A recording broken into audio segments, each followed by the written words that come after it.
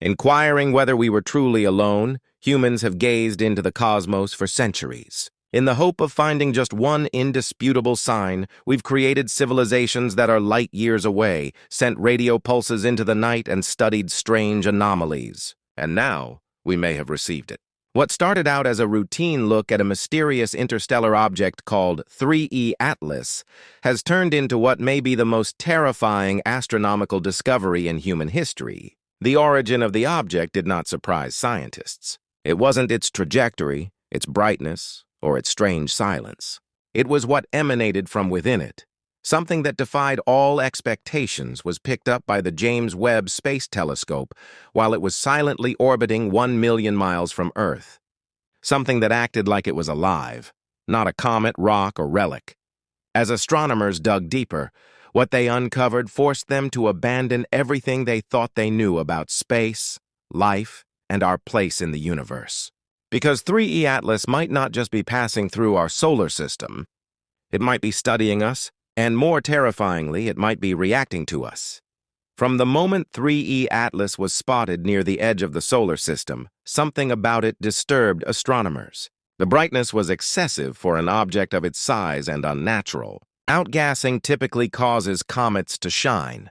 Frozen materials vaporize as they approach the sun, creating glowing tails of gas and dust. But 3E Atlas was different.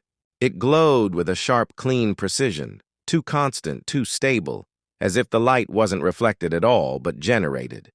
That caught the attention of NASA and ESA almost immediately. It began to be observed by telescopes in Hawaii and Chile. However, the James Webb Space Telescope was tasked with responding to the more in-depth inquiries.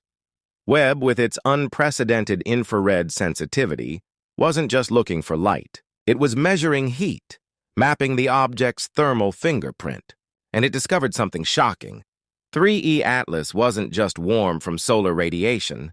It was emitting heat from deep within, focused at its center, radiating outward in pulsing waves. This kind of internal heat suggested something far beyond geology. The pulses were synchronized, structured enough to suggest design while being irregular enough to appear organic.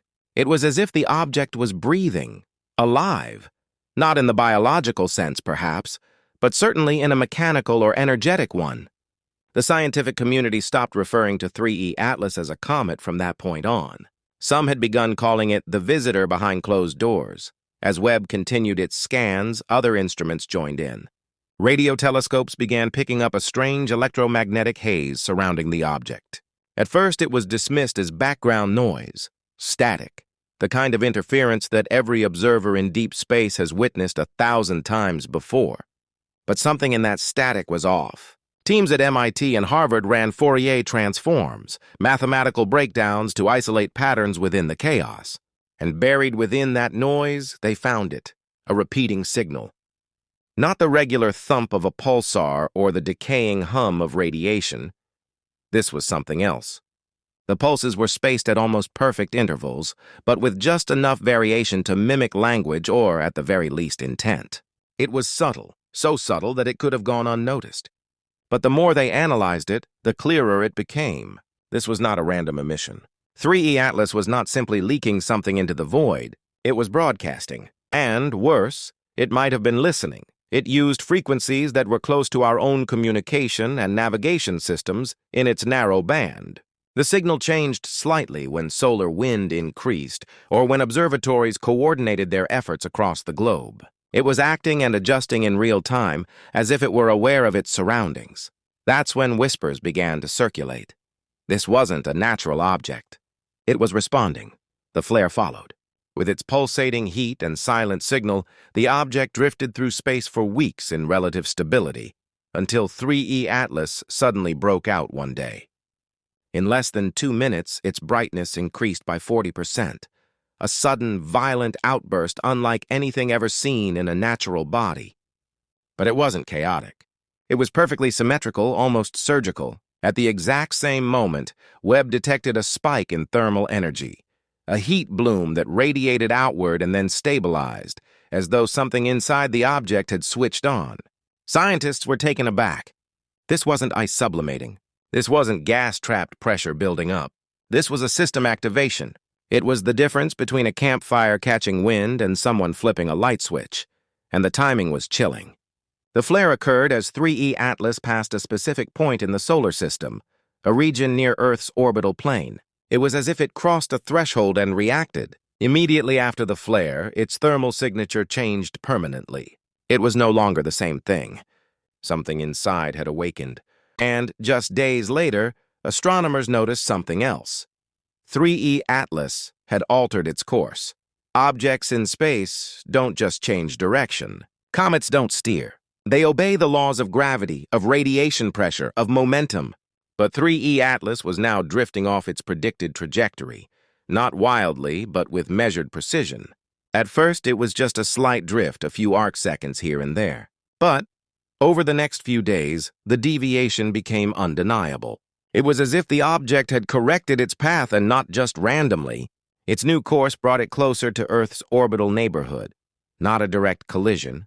Nothing that would trigger planetary defense protocols, but close enough to be noticed. Close enough to raise alarms.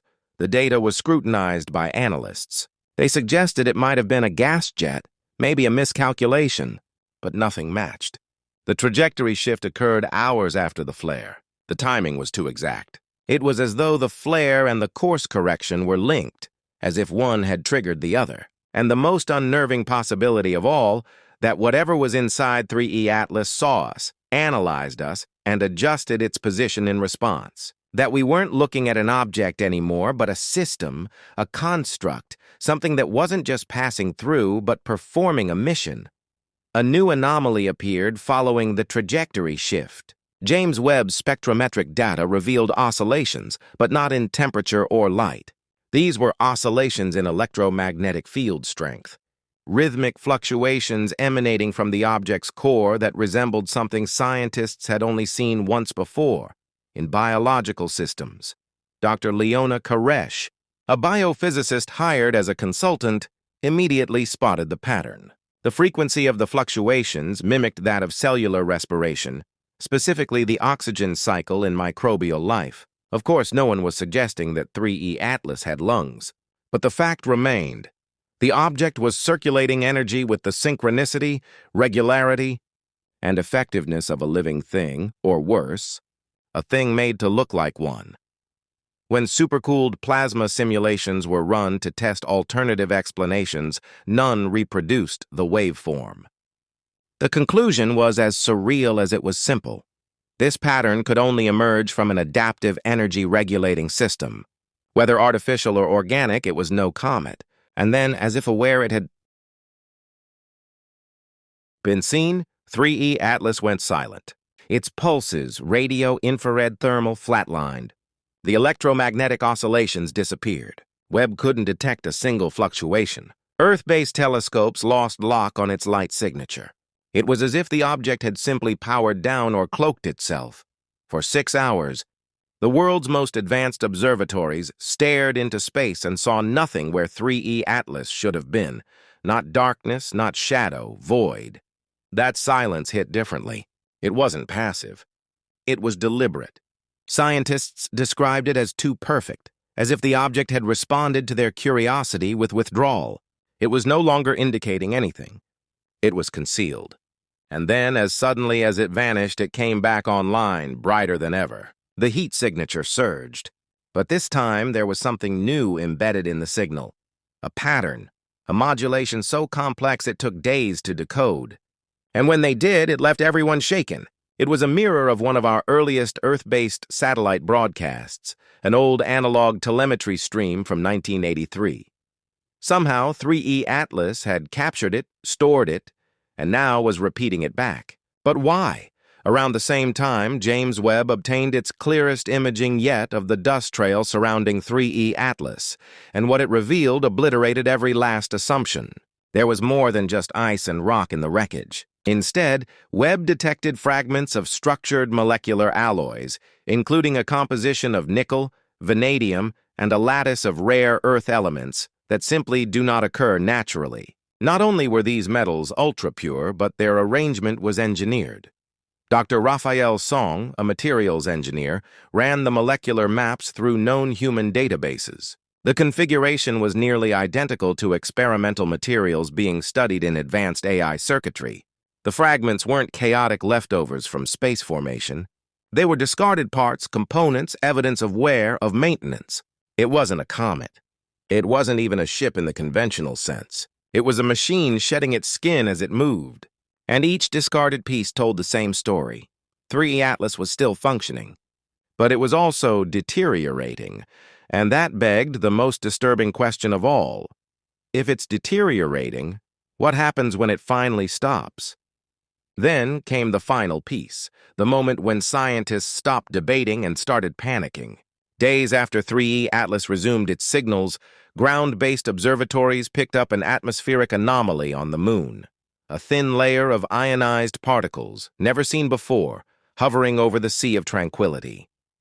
The source, a focused beam of charged particles that originated from the 3E Atlas object's path, directed with precision to reflect off the lunar surface and bounce back toward Earth. This was not accidental. It was a targeted action, a test, a calibration, a message, and even worse, we responded without knowing it. Satellites caught the beam, amplified it unintentionally through relay stations, and bounced it back into deep space. We didn't send a message. We were made part of one as if the object had run a handshake protocol and we'd passed. 3E Atlas had completed something, a scan, a cycle, a loop, and it was now on its final journey. But to where, and for what purpose? We assumed from the beginning that we were the scientists, the observers, the ones in charge of the telescopes, instruments, and interpretations. But what if it never really had anything to do with us watching 3E Atlas? What if 3E Atlas was built to watch us? It arrived in silence. It glowed with light that defied explanation. It pulsed like a heart and listened like a mind. It echoed our oldest broadcasts. It shifted its trajectory with precision. It released substances that cannot be found on Earth. It mimicked biology and then turned itself off just to see what we'd do. Every step of the way, it was reacting to us, testing boundaries, measuring reactions, probing not our solar system, but our readiness. What the James Webb Space Telescope discovered was not just an interstellar visitor. It wasn't a rock or a comet or a lost probe. It was a trigger, a device, a living, thinking, possibly ancient construct with only one purpose, to be seen. Because maybe the message isn't in the pulses. Maybe it's not in the materials or the thermal readings or the spectral anomalies. The object itself, its mere presence in our system, its response to our attention, and its adaptability to our technology might be the real message. Perhaps 3E Atlas is more than just proof that something out there is alive. It may also indicate that something has already discovered us, studied us, put us to the test, and perhaps judged us. And now, as it drifts silently away from Earth's orbit, having completed whatever it came to do, we're left with one terrifying realization. We didn't just witness something alive witnessed us.